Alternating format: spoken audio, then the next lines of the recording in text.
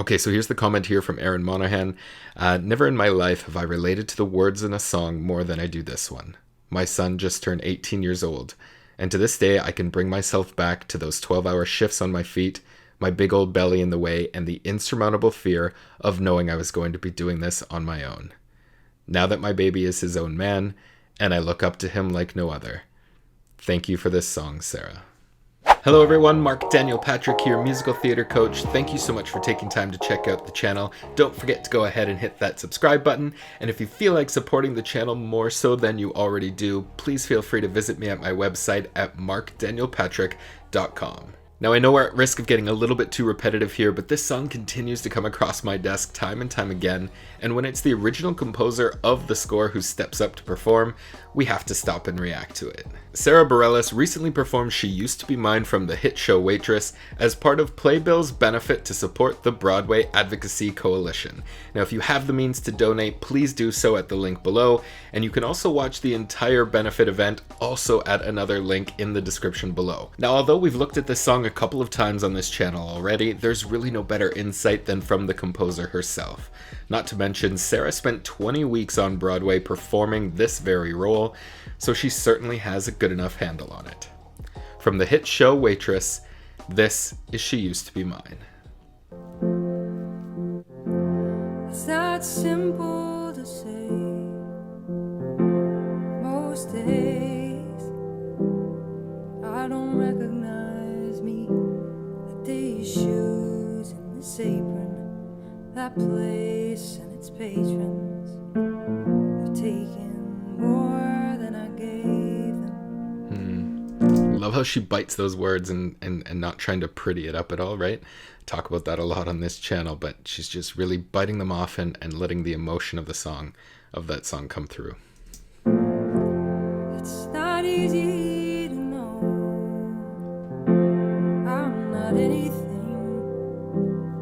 like I used to be, although it's true I was never attention sweet center. I still remember that girl. I love Sara's tone. You've got to love that tone that she's able to produce on everything she sings. Even in this section here where it sounds like it's in her throat a little bit, but it's not restrained, it's not held back at all. Like it's quite open and clear, and she delivers it just so beautifully. She's imperfect, but she tries. She is good, but she lies. She is hard on herself. She is broken and won't ask for help. Now, how many times do you think she's performed this number? Hundreds? And yet, even when she's singing it here, you can still see her falling into the emotion of the song. You can still see her losing herself and thinking about what she's singing about and why she's singing the song. Even after how many times she's performed, she wrote the damn thing, for God's sake, and you can see her still performing and still really putting herself in the character. I mean, look at this face right here. You can see her really getting into it, and there's no excuse for anyone performing a song that doesn't dig deep and really find the heart of the character.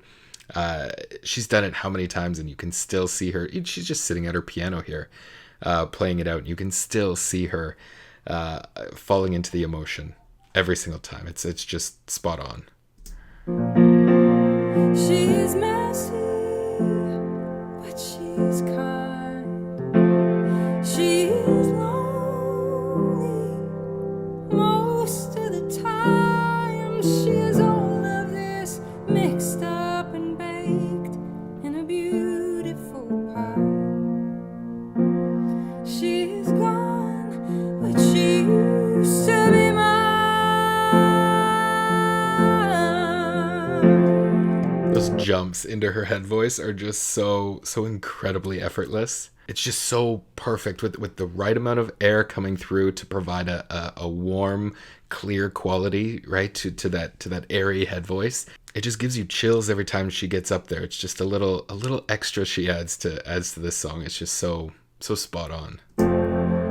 It's not what I asked for. Sometimes life slips in through a back door and carves out a person. Makes you believe it's so true. And now I got you. Look how she sets up that emotional beat, right? She knows it's coming. She lets the song hit her and reacts to it genuinely in the moment, right? You can see as she's coming up to it, obviously she knows the lyrics inside and out.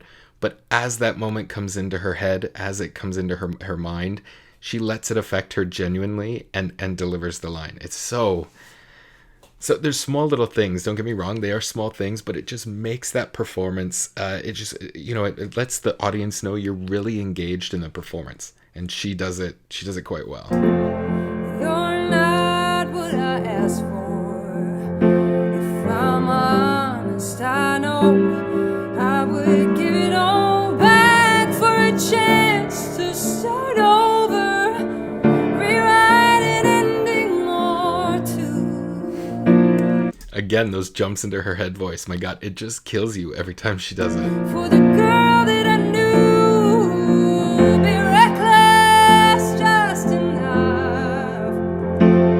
Gets hurt, but who learns how to toughen up when she's bruised and gets used by a man who can't love?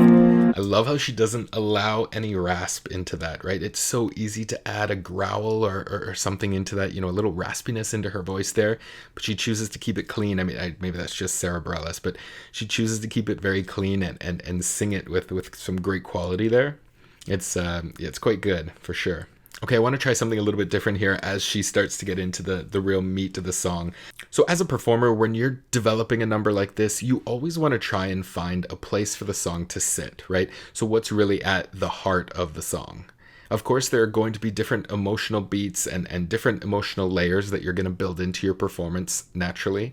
But at the end of the day, the song needs to sit in one place and have a heartbeat of its own.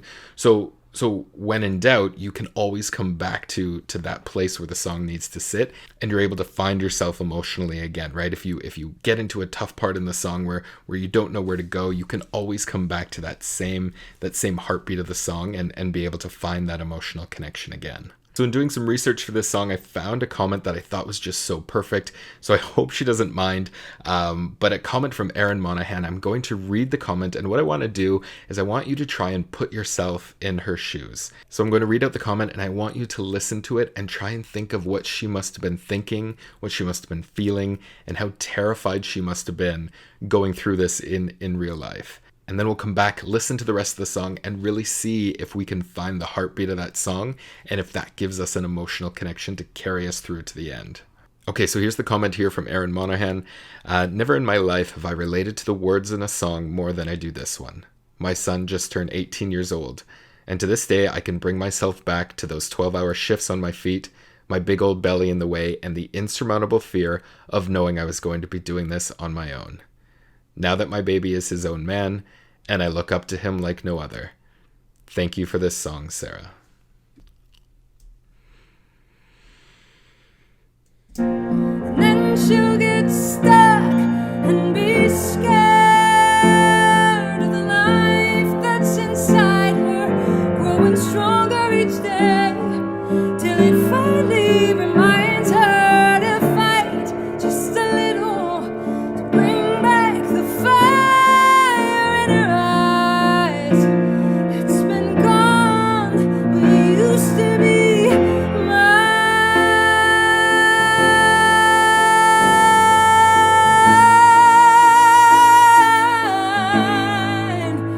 Used to be mine.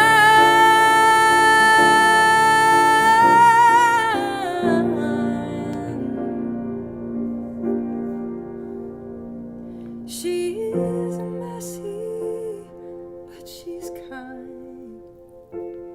She is only most of the time.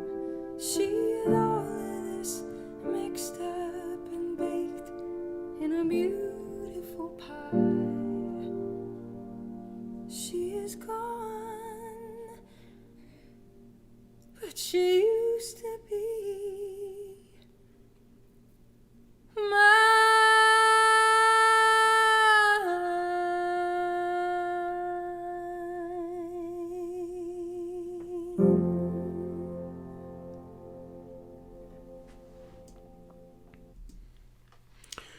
Whatever you're feeling right now, whatever you're thinking, that's where the song needs to sit. So that's the job of a performer, is to get yourself into the headspace of the character you're playing and keep that for the entire number, for the entire show, as long as is required to get you from start to finish. That's where it needs to sit. It's difficult work, don't get me wrong. It's incredibly emotional and incredibly draining, but that's where the song needs to sit the entire time. So that there is honestly just a very, very small taste of what a masterclass session would look like when you're trying to workshop a number or workshop a song. I used to have an acting teacher who every single time we would get up and perform our numbers in masterclass, and every single time he felt like you lost the emotion, he would stop and make you start the song again. Because once you lose it, what's the point of continuing to the end? And it's so true. And it makes you really focus on each and every word you're singing. And it makes you focus on what message you're trying to deliver within the song. So again, Aaron, if you're watching this, I hope you don't mind me using your comment, but it's such a real life scenario that an actor or actress can use to really get themselves into that emotional heartbeat of the song, where it needs to live, where it needs to sit, and experience that through the entire number. It's, again, like I said, it's tough work and takes a lot to do, but when it's done incredibly well, this is the result, and that's what you get out of it. Okay, that's all the time we have for this video. Thank you so much for watching. Don't forget to go ahead and hit that subscribe button, and you can find me on my website at marcdanielpatrick.com. Until next time, I'm Marc Daniel Patrick, and thanks so much for watching.